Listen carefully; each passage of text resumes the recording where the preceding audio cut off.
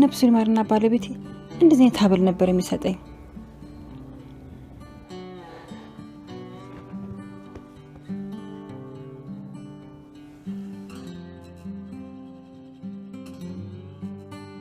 በቃ አሁን ኬክ እንብላ። ግን ከዛ በፊት እኔ ደስ እንዲልኝ ማዘርዬ ልብሱን ቢቀይርት።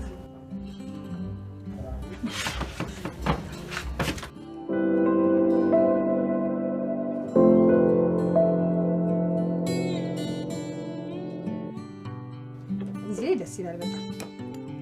እናቴ ስለተፈታሽ በጣም ነው ደስ ያለኝ እውነት። እኔም እንደዚህ ሆናችሁ ስላገኘሁት በጣም ደስተኛ ነኝ በጣም። ግረሽ